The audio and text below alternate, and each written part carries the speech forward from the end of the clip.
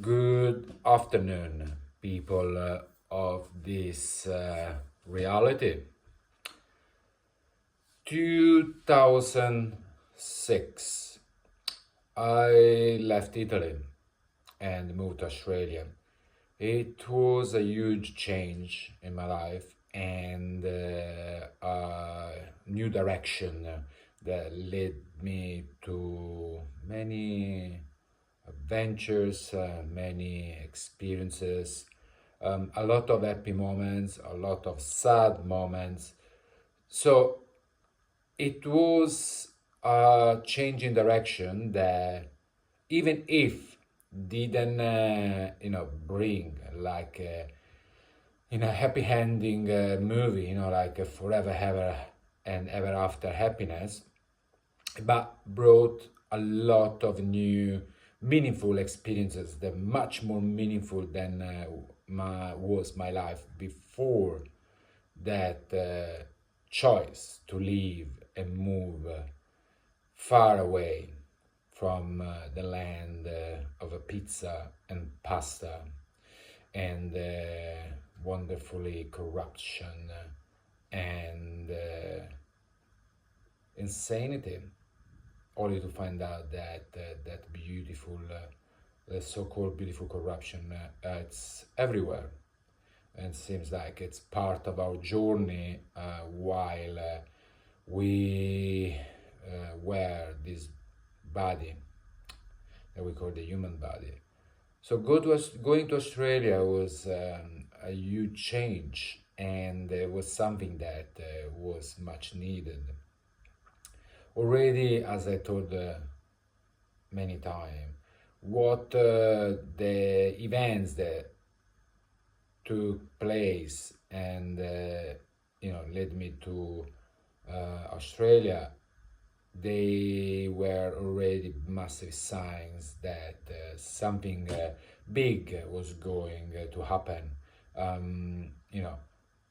When I met this friend from high school that barely I ever met in town, because we lived in different towns, that I met in Madrid, and then 1 year later I met him again in Amsterdam, always during New Year Eve period, and a year later I met him in town after I haven't seen him for all year, just to find out that he was in Australia and ended up working for my uncle, an uncle and auntie that I had no idea to have. That was a really close relative to my father. I mean, so close that was actually kind of like his best friends. And even when I met him, he really looked like my father. So Australia was huge, and as I said many times, Australia was the most beautiful period of my life. It was a period where every day was lived in the present moment, because there was no plans for the future. There was no programs. There was nothing. There was absolutely nothing. Like literally every day, the only plan was to wake up and the experience and the day. That's it. It was like it never ended. I mean, especially at the beginning, I would say probably the first 1 year, it felt so slow. But slow, normally when like slow is when something is very boring. But in this case, it was a very good slow, because I believe I was just enjoying and exploring every single moment of my adventure there. Everything I would see was new. Everything was exciting, and it really felt for a year like the time like literally slow down. um, it was beautiful. Like I met the most amazing people. I met the most important woman of my life, because like Kaori, this wonderful Japanese angel, literally took my hands holding it and slowly pushed me to this new direction that completely made my life worth living. Still living it in a mystery, but it was absolutely worth living, because of her many things changed for good. She was, I always say, she was my angel, she was my guide. I met her because she needed to take me, look after me, to then push me gently to the next stage of my life. Um, like I met a wonderful friendship. I made wonderful friendships. I mean, all the people I met in Australia, they were meaningful. All the places I've been in Australia were meaningful. It was literally the most beautiful and and happy time of my entire existence until now. Um, I know. I remember when I arrived. I didn't speak English. I knew nothing. I landed. It was night. I had no idea where to go. All I had was a backpack, and I didn't have a hostel to stay. Nothing. Looking at the map, see where to go. Some locals basically recommended to me to go to King's Cross, because that's where all the backpackers and the hostel was. So I remember I arrived, I get the train, I arrive in King's Cross, and I see all those girls dressing nice, or at least like compared to where I was coming from. They looked like they were dressing really nice and elegant, and I thought that I ended up probably in a kind of like posh and rich part of Sydney, only to realize, a few weeks later, that actually I was in probably not the shittest, but definitely like not that great either. I remember like I came out from the train, searching for a hostel. It was raining, and all I could say was like, me sleep, until I get this couple, those two young kids, and they text me in front of this hostel. They backpacker. Outside there was a German guy smoking a cigarette. I tell him that me sleep. Straight away recognize my Italian accent. He gets inside, and they come out with this Italian guy Giovanni, that literally takes me inside the hostel and tells me, look, you stay for the night, leave before the manager arrives, so that you don't have to pay for the night, and then you can check in.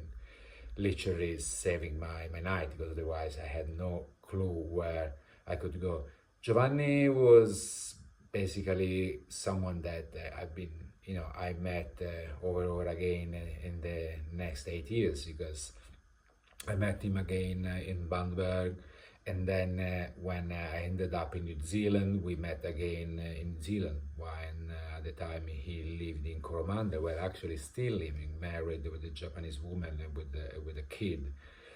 So Giovanni was another meaningful, important person in my life. Meeting him, like his personality, his strong attitude, his like he's like never like he never gave up. He never gave up, and he had this strong attitude of never give up that led me always to achieve what he wanted. That for me was, and still, an inspirational model, an inspirational person. Um, I met Juan. I met Kaori. I met a lot of people that who for a reason, a woo for another, taught me so many things about life. Bandaberg, where I met Kaori, taught me about the beauty of living in contact with the nature. I mean, I lived in Bandaberg for 1 year, working in the farms. Living in Bandaberg with all the other backpackers taught me how, when people just live to enjoy their life without listening to society bullshit, they live a happy life where all they need is just companionship, friendship, and a healthy lifestyle. That's what we're made from, nature. So again, it was just pure happiness.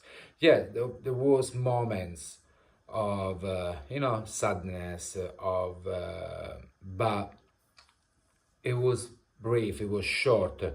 Like everything in that period was unforgettable. And there was a song from my favorite pianist. The song is called "Behind the House," that I used to love. I still love, and that's I knew from when I was in Italy. And I remember that one time in Sydney, I wanted to make a video and using that song as a background. We didn't have a smartphone at the time, and the technology, we don't even have the technology we have now. So I had a camera, a video camera. So it was a camera like, to take photos, and I could take videos as well. But like, I could record sounds. What I did was literally, I had a speaker, so I played Ludovico Einaudi, and while so basically I attached the speaker to the camera with the tape, and while I was basically making a video of I was in Hyde Park, I was playing this piece of Ludovico Einaudi, Behind the House. So obviously now every time I listen to that piece, to the song, inevitably all the memories of that period, it comes back, bringing a sense of happiness, but at the same time some melancholy of a time that is gone, a time where of so much joy.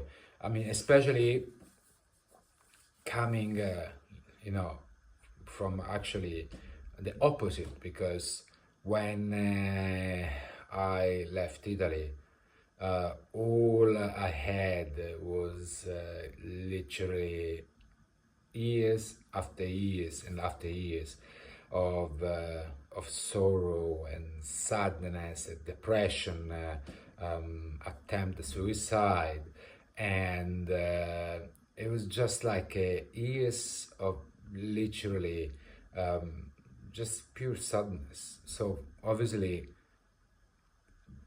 that period for me in Sydney, and then Bandaberg, and then Perth,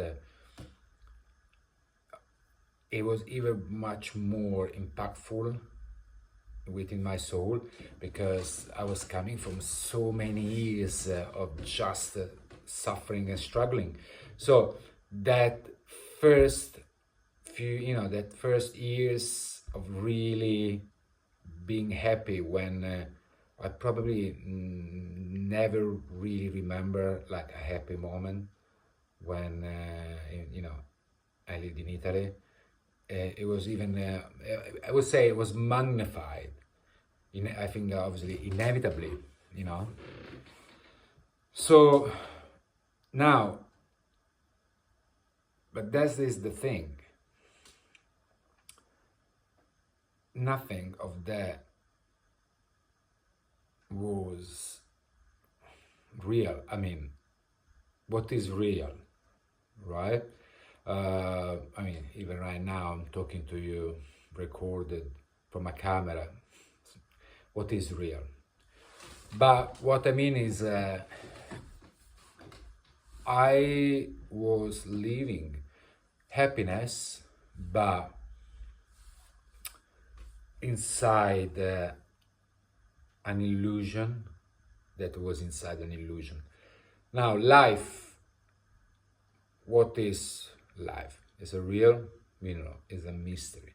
But within this mystery, there is this mix of beautiful things and horrible things. The only thing is, what is different now? Now I'm conscious of this, and I'm conscious about regarding everything's happening for us to learn or no. I don't know. I have my beliefs that I can't confirm. Even if I like to believe that this is all for us to learn and grow, even if I don't know why we need to learn and grow. But at the time, I was completely, not even wondering if, I knew there was a lot of injustice in the world. I knew there was a lot of suffering, but in that period, I did not concern. And that's why I felt so happy, because I felt that everything was right, everything was perfect. There was not such a thing as an injustice, as unfairness, as a enslaved system created to basically just make us suffer. So I accepted the so-called reality for what it was, and it was pure joy. But what it's really the purpose to be happy and joyful when all around you is falling apart, right? So the world we live in has a lot of wrong things. There is a lot of things that are really wrong, and I don't say that we have to be sad or depressed, but at the same time, we can't just go through life having fun and being happy and not concerning about this other aspect of life that is made of sadness. So at the time, I felt that everything was perfect, and that's why I was so happy. But the reality is that nothing was really perfect, because nothing can be perfect and wonderful if it's only your reality to be wonderful and joyful. We need to enjoy every moment. It's very important. We have to take life with lightness, and we need to be happy and try our best to be happy, but being conscious that if we can be happy, we are lucky for whatever reason, and we must be the reason why other people will be happy as well. And I wasn't conscious about that. My happiness at the time was a selfish happiness. It was a self-centered happiness. While now I'm conscious that I have the responsibility to do all I can to bring happiness in other people's life as well, as I go through my life happy. So, like in the movie The Matrix, I lived unaware of a system that's creating sadness and unfairness for certain people. The reason that I have the opportunity to do the things I do is nothing to be proud, because it's just an accident. It's just the lotto's numbers were right for me. Now you can say, okay, there is a reason why things is going fairly well for you. Okay, let's say that it is. Then one more reason that I have the responsibility to be the one that is bringing the lucky numbers to others. That's what I was saying today at work. We all go through this mystery. Some of us might have had some spiritual experience, some mystical experiences, and had some sort of answer about what is life. But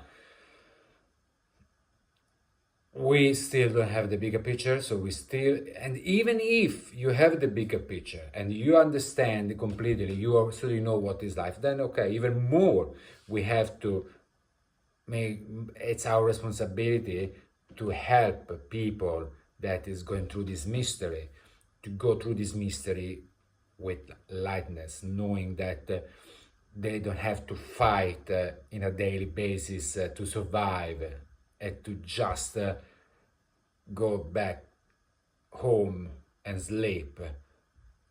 But we have to be the people that make other people go back home to sleep, happy that they're gonna wake up and have another day that will be full of compassion, full of people that wants to help each other. So happy to go through this mystery. It's our responsibility. We have to. It's the only way. The only way is this, is to help each other to make this mystery a happy mystery.